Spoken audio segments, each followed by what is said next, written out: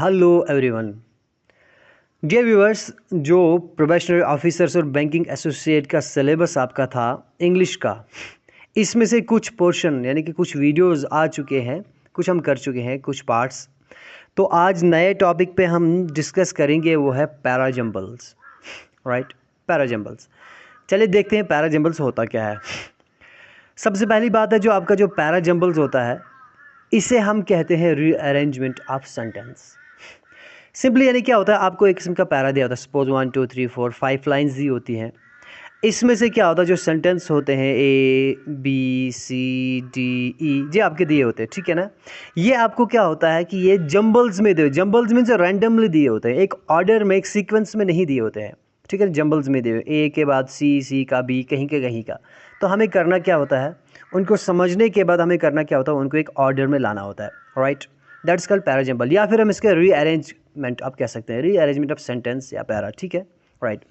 तो गाइज होता क्या है कि इसमें से बहुत सारे पैटर्न्स होते हैं जिनको लेके बच्चे अक्सर कंफ्यूज होते रहते हैं। काफ़ी सारे, यानी कि क्या होता है कि कुछ ऐसे पैटर्न भी नए आए हैं, यानी एग्ज़ाम में जैसे पिछली बार की तरह बहुत सारे बच्चे कंफ्यूज हो गए कि ये क्या एरर डिटेक्शन है या ये क्या है, ठीक है ना। यानी कि जब तक बच्चा समझता है तब तक काफ़ी सारा वक्त निकल जाता है। तो इसलिए सबसे पहले हम बात करेंगे उन पैटर्न्स पे, कितने तरह से क्वेश्चन आपके एग्जाम में पुट हो सकते हैं। राइट, पहली चीज़ क्या है गाइज, आपके सामने क्या होगा, आपके सामने सेंटेंस होगी जैसे ए बी सी डी, ये आपके लाइंस हैं, ठीक है ना, ये कंप्लीट लाइंस है। ये क्या है, आपको इसको एक ऑर्डर में लाना है, आपको क्या करना है, इनको रीअरेंज करना है, ठीक है। इसको मीनिंगफुल सेंटेंस एक सीक्वेंस में लाना है। इस तरह के आपके सामने सेंटेंस होंगे और ऑप्शंस आपके सामने कुछ इस तरह से दिए होंगे, A B C D, B A D C, D A B C, C B A D, ठीक है ना। ये आपके सामने ऑप्शन दिए होते हैं। ये ज़्यादा वो टफ नहीं है, मतलब एक नॉर्मल सा पैटर्न है। इस टाइप के क्वेश्चन में अक्सर स्टूडेंट्स इजीली कर लेते हैं, ठीक है ना। खैर, हो गया एक किस्म का ये। दूसरी तरह से गाइस किस्म का आ सकते हैं, दोबारा आपके सामने ए बी सी डी, ये किस्म के आपने सेंटेंस दिए होते हैं। राइट, लेकिन इसमें क्या होता है, डायरेक्शन देखना, ध्यान से पढ़ना। डायरेक्शन क्या होता है, B part is fix among the given options. जो आपके सामने गिवन ऑप्शन है, इनमें से जो बी पार्ट है ये फिक्स है। फिक्स मीन्स क्या है, जो इसकी लोकेशन है, जो इसकी पोजीशन है, वो बिल्कुल सही है। बी अपनी जगह करेक्ट है। आपको करना क्या है, rearrange the other options accordingly. लेकिन जो बाकी ऑप्शंस है ना, सी डी और ए, ये यानी कि अपनी जगह पर नहीं है, यानी कि ये गलत हो सकते हैं। ए की जगह यहाँ, जो ए यहाँ पर सी हो सकता है, सी की जगह डी हो सकता है, यानी कि ऐसा होगा।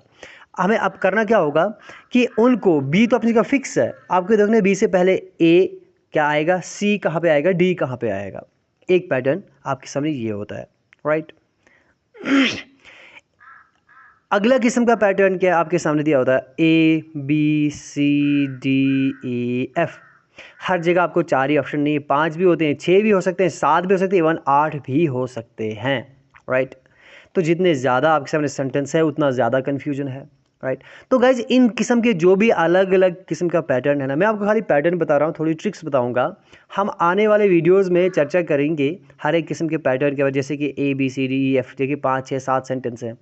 उस समय में हमें कौन सी टिप्स अपनानी चाहिए, कौन सी अप्रोच हमें लगानी है, कौन सी स्ट्रैटेजीज लगानी है, जिससे कि हम कम से कम टाइम में आप क्या कर सको, यानी कि इसको अटेम्प्ट कर सको। राइट, फिलहाल हम पैटर्न पे बात करें तो ध्यान से सुनिए। इस किस्म का पैटर्न होगा, तो क्वेश्चन किस तरह से होगा, क्वेश्चन आपके सामने होगा guys, which of the following is third sentence of the paragraph. कुछ इस तरह से सेंटेंस क्वेश्चन होगा आपका, ठीक है ना, ए बी सी डी। इसमें आपको करना क्या होता है, सबसे पहले आपको करना होता है रीअरेंज करना होता है हर एक सेंटेंस को, सारे सेंटेंसेस को रीअरेंज करना होता है। क्यों? बिकॉज अगर आपको बोलना है कि इस पैराग्राफ में इस जो पैराजम्बल है, इसमें से आपका थर्ड वाला सेंटेंस कौन सा है, तो थर्ड आपको तब पता चलेगा ना जब आप 1 2 3 4 5 6, या आपको होगा which one of the following is last one, last वाला सेंटेंस कौन सा है, थर्ड वाला कौन सा है, फर्स्ट वाला कौन सा है, फिफ्थ वाला कौन सा है। दैट मीन्स कि आपको करना क्या होता है, पहले सारे के सारे सेंटेंस को आपको क्या है, एक सीक्वेंस, एक ऑर्डर में लाना होता है, रीअरेंज करना होता है, एक मीनिंगफुल पैराग्राफ बनाना होता है। तो उसके बाद ही आप बता सकते हैं थर्ड वाला कौन सा है। क्योंकि अगर आपने ऐसे बताया, एक सेंटेंस गलत हो, बाकी सारे के सारे ऑप्शन आपको गलत हो सकते हैं। राइट, क्योंकि अगर सी की जगह डी ने, आप अगर सी की जगह आपने डी टिक कर दिया, दैट मीन्स कि डी सी की जगह होना चाहिए, सी को डी की जगह होना चाहिए, तो ऑटोमेटिकली 2 गलत हो गए, ठीक है ना। तो इसमें आपको करना होता है, पहले रीअरेंज करना होता है, फिर आपको क्या करना होता है, इस तरह से क्वेश्चंस का आंसर देना होता है, राइट। एक टाइप हो गया ये। और किस तरह से आपको आ सकता है, देखिए हाँ, ऐसे जैसे एरर डिटेक्शन होता है ना, मतलब इसी किस्म का जो एक क्वेश्चन बन के आता है। जैसे आपको क्या होता है, सेंटेंस दिया होता है, हमेशा नहीं, बड़ा पैराग्राफ दिया होगा, सेंटेंस दिया होगा, उसके सेंटेंस में कुछ पार्ट्स में बटा होगा, ABCDE कुछ पार्ट्स में बटा होगा। इसमें आपको करना क्या होता है, rearrange the parts of the statement. तो इस स्टेटमेंट के जो पार्ट्स हैं वो आपको रीअरेंज करने होते हैं। माइट भी आपको ऑप्शन होंगे ABCDE, है ना, आपको इस तरह से होंगे EDC BCAD, लाइक दैट। एक टाइप होगी ये। और जो अगली टाइप है आपकी ऑड वन आउट, ये भी अक्सर आपके एग्जाम में क्वेश्चंस आते रहते हैं, इस किस्म के क्वेश्चंस अक्सर एग्जाम में आते रहते हैं। Odd one out, odd one out means क्या है कि आपके सामने जो ऑप्शन ABCDEF जो भी दिए हुए हैं, इनमें से आपको एक सेंटेंस ऐसा होगा जो इनसे बिल्कुल भी रिलेट नहीं करता होगा, ठीक है ना, यानी कि माइट भी रिलेट करता होगा, नाउन प्रोनाउन से मिलता जुलता होगा लेकिन उसका आइडिया, जो सेंटेंस की कनेक्टिविटी है, जो लिंक है, वो नहीं मिलता होगा, राइट। तो आपको क्या करना होता है, उस ऑड वन को आउट करना होता है, ऑड वन सेंटेंस को अलग निकालना होता है। Find the odd sentence, right, find the odd sentence, odd one को आपको आउट करना होता है, राइट। और अगली किस्म आपकी ये है गाइज, इसमें क्या होता है, आपको क्वेश्चन क्या होता है, आपको जो A पार्ट है और आपका जो B पार्ट है, यानी कि लास्ट पार्ट है गाइज, ये लास्ट पार्ट है और ये फर्स्ट पार्ट है। आपके एग्जाम में क्या होता है, जो पहला वाला सेंटेंस और लास्ट वाला सेंटेंस क्या होता है, बिल्कुल फिक्स होते हैं, ये बिल्कुल करेक्ट होते हैं, इनकी पोजीशन सही होती है। लेकिन इसके बीच वाले चार जो क्वेश्चन होते हैं, जो चार ऑप्शंस होते हैं ना, P Q R और S, ये आपके क्या होते हैं, ये जंबल में होते हैं, ये अरेंज, मतलब इनको अरेंज करना पड़ता है, रीअरेंज करना पड़ता है, ठीक है ना, आपको इनका आंसर देना होता है, राइट। ठीक है, इसमें से थोड़ा सा इजी आपको A और B पार्ट, यानी कि जो स्टार्टिंग और कंक्लूजन है, इससे आपको हेल्प मिल जाती है कि इसमें बीच वाला पोर्शन क्या हो सकता है, राइट, ऑप्शन है। अब देखिए क्या होता है, क्वेश्चन का ऐसा होगा, first and last sentence is fixed, right, rearrange the remaining sentence, जो P Q R S वगैरह, आपको इनको रीअरेंज करना होता है, राइट। आपको ऑप्शन इस तरह से गिवन होंगे, ठीक है, राइट। तो चलिए आज हम बात करेंगे थोड़ा टिप्स पे और थोड़ा ट्रिक्स पे हम काम करेंगे कि अगर इतने किस्म के पैराजम्बल्स, इतने किस्म के सेंटेंस आ सकते हैं, तो इन सेंटेंस में कुछ ऐसी टिप्स हैं क्या जो आपको हेल्पफुल हो सकती हैं, जो आपको कम से कम टाइम में आप अटेम्प्ट कर सको, क्या है। तो जी हाँ, बिल्कुल है, हम टिप्स पे बात करेंगे, ठीक है ना। तो बड़े ध्यान से सुनना, बहुत ही इंपॉर्टेंट टिप है, क्योंकि ये बहुत ही कन्फ्यूजिंग है, एक ऐसा पोर्शन कन्फ्यूजिंग है और एग्ज़ाम में इसकी वेटेज काफ़ी अच्छी खासी है, राइट। अब देखिए क्या है पहली चीज़ जो आपकी है वो है, रीड द पैराग्राफ, या होगा स्टेटमेंट या सेंटेंस, ठीक है ना, carefully and understand the idea. Guys, पहला काम आपको करना क्या है, पहला काम करना क्या है कि जब आपके सामने क्या आएगा, एक पैराग्राफ आएगा, सेंटेंस या स्टेटमेंट आएगा, तो हमारा या आपका पहला काम क्या होगा, उसको थॉरोली पढ़ना है। उसको आप पढ़ोगे ना, जब आप उसको पढ़ोगे तो उसका जो आइडिया होगा वो स्टोरी बेस्ड होगा, किसी न किसी चीज़ पर होगा वो, उन आइडियाज़ को आपको पकड़ना है। आपको देखना है कि इसके अंदर कौन सा आइडिया है, मतलब सेंट्रल आइडिया क्या है, इसका टोन क्या आ रहा है, थीम क्या आ रहा है, राइट। पहली चीज़ ये है, क्योंकि ये चीज़ ना बहुत काम आती है आगे, ठीक है, ऑप्शंस को चूज़ करने में। दूसरी चीज़, फिर आपको करना, जब आप पढ़ लोगे ना, उन सेंटेंस को करोगे कि आप choose the common words, science, facts, ideas from the jumbled paragraph. जो जम्बल्ड पैराग्राफ आपका गिवन होगा, उन सेंटेंसेस में से, हर ऑप्शन में से, हर पार्ट में से आपको करना क्या है, हर पार्ट में आपको थोड़ा एक गेस लगाना है, मतलब थोड़ा जल्दी में, कि किस सेंटेंस में, हर सेंटेंस में किस चीज़ की बात हो रही है, ठीक है ना। इससे होगा क्या गाइस, देखो क्या होगा, आप क्या करोगे, मान लो आपके पास ABCDE थे ना, ये ऑप्शन दिए हैं, आपने इस सेंटेंस को पढ़ा, इसको पढ़ा, इसको पढ़ा, इसको पढ़ा, एक चीज़ होगी इन सारे सेंटेंस में, कोई चीज़ कॉमन मिलती जुलती होगी, वो आइडिया है गाइस, ठीक है ना। आपको देखना है कि हर सेंटेंस में वो आइडिया, कौन सी चीज़ हमें सेम सेम आ रही है, क्योंकि इससे क्या होगा, जब आपको ये पता चलेगा तो आपको हेल्प हो जाएगी फर्स्ट सेंटेंस को ढूंढने में। Find out the first sentence. फिर आपको क्या करना है, जब आपको एक आइडिया मिल जाएगा, आपको पता है किस चीज़ के बारे में बात हो रही है, तो उस चीज़ के बारे में जब बात होगी ना, तो शुरुआत तो किस कैसे होगी ना, वो शुरुआत वो किस सेंटेंस से हुई होगी, किस वाले पोर्शन से, किस वाले पार्ट से हुई होगी, वो आप इजीली ढूंढ सकते हैं, राइट। तीसरी चीज़ आपको क्या करनी है, find out the first sentence, ठीक है ना। फिर आपको करना क्या होता है, पहला सेंटेंस ढूंढना होता है, राइट, फर्स्ट सेंटेंस। जब आपने पहला सेंटेंस ढूंढा फिर आपको क्या, एक लिंक मिल जाता है, फिर आपको एक आइडिया मिल जाता है, फिर बाकी चीज़ें आप आराम से ढूंढ लेते हैं, राइट। अब पहला सेंटेंस ढूंढें, क्या इसके लिए हमारे पास कुछ टिप्स हैं कि कैसे हम पहला सेंटेंस ढूंढें। ये तो सबको पता है पहला सेंटेंस ढूंढें, लेकिन कैसे ढूंढें गाइस, देखिए क्या होता है।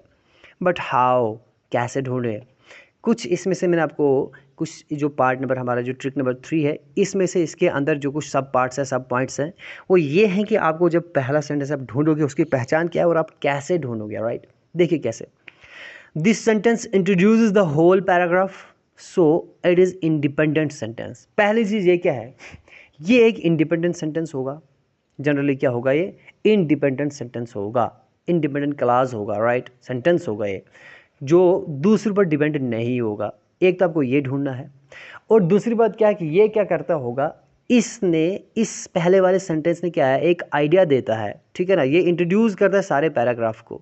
एक पैराग्राफ होगा ना, हम फर्स्ट लाइन में यही लिखते हैं, हम क्या लिखते हैं, जैसे हम अगर कोई एप्लीकेशन लिखते हैं, सब्जेक्ट है ना, उसमें लिखते हैं लेटर या एप्लीकेशन फॉर दैट।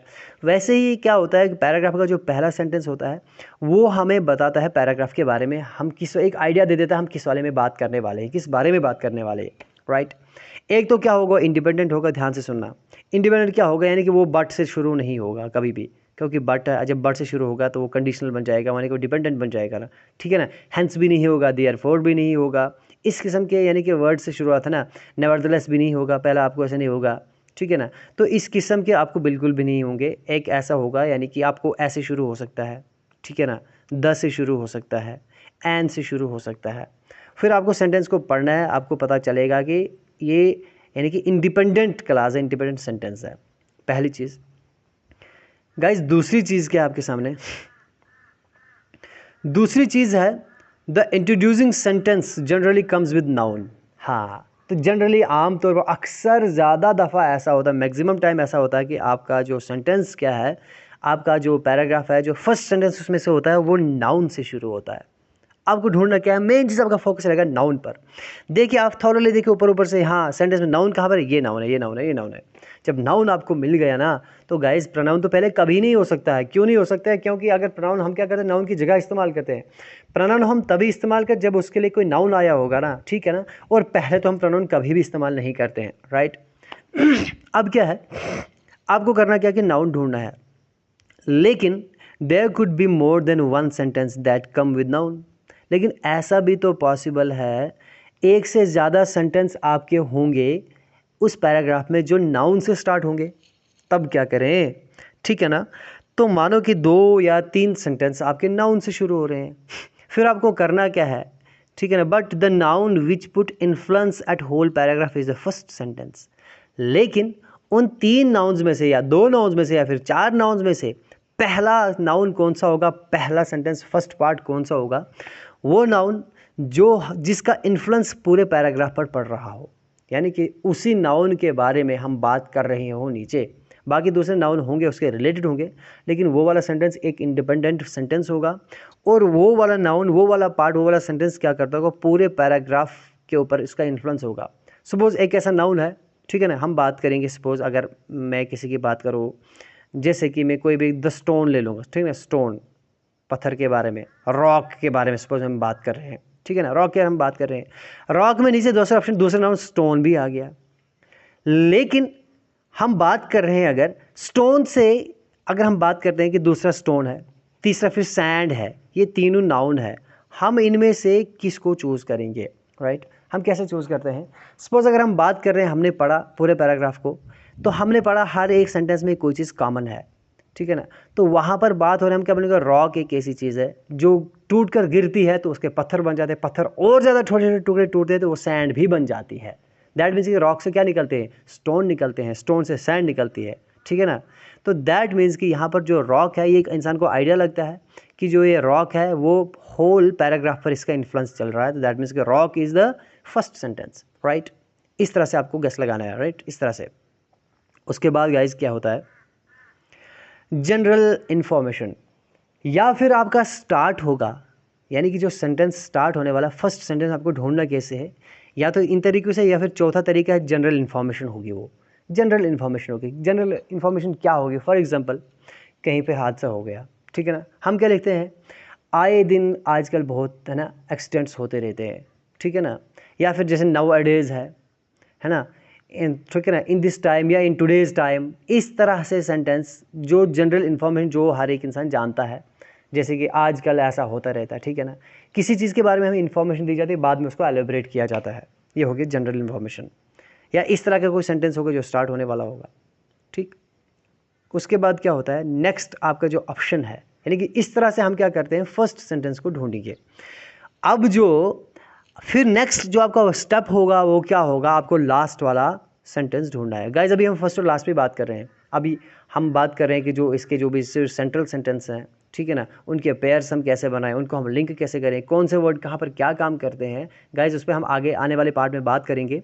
फिलहाल हम आज खाली इस वाले पार्ट के बारे में हम बात करेंगे कि नेक्स्ट स्टेप हमारा क्या होगा। ये दूसरा स्टेप है गाइज, ठीक है ना। पहला स्टेप है कि फर्स्ट वाले सेंटेंस को हमें कैसे ढूंढना है, यानी कि पहले वाले सेंटेंस को ढूंढना है, फिर उसमें मैंने आपको बताया कि कैसे ढूंढना है, ठीक है ना, ठीक है। 2-3 स्टेप हमें, और चौथा स्टेप हमारा क्या है, find out the last sentence. अब हमें क्या करना है, लास्ट सेंटेंस ढूंढना है। फॉर एग्जांपल आपने पहला ढूंढ लिया और लास्ट ढूंढ लिया, कंक्लूजन। और लास्ट तो गाइस बहुत इजी रहता है, जैसे कि आपका हैंस है ना, देयरफॉर, फाइनली, सो दैट, इस किस्म के जो आपके सेंटेंस यानी कि जो स्टार्ट होते हैं वर्डिंग से, ऐसे सेंटेंस जो इन वर्ड से स्टार्ट होते हैं, दैट मीन्स कि वो क्या होता है, वो रिजल्ट होता है, वो एंड पे नतीजा होता है, कंक्लूजन होता है, ठीक। तो ये वाले सेंटेंस ढूंढना आसान है। फर्स्ट और लास्ट आपने ढूंढ लिया, फिर बाकियों को अब हम आराम से रिलेट कर सकते हैं, ठीक है गाइज। तो आज इस वाले पार्ट में हम सिर्फ इतना ही डिस्कस करेंगे। अगले वाले पार्ट में हम कंटिन्यू करेंगे कि हम जो सेंट्रल पार्ट्स और सेंट्रल सेंटेंस हैं उनको हम कैसे रिलेट करेंगे। फिर हम बात करेंगे गाइज जो हमने पैटर्न डिस्कस किए, ठीक है ना, सिंपल टू कम्प्लेक्स समझाएंगे। ये बहुत ही ईजी होगा आपके लिए, हम हर एक पार्ट को डीपली कवर करेंगे और आपकी पैरा जंबल्स वाली जो भी प्रॉब्लम है सारी सबकी सबको हम सॉल्व करेंगे, ठीक है ना। बने रहिए, आगे बहुत सारे पार्ट्स आएंगे इस पैरा जंबल्स के और बहुत सारे एग्जाम्पल्स को लेकर हम आगे आएंगे, ठीक है।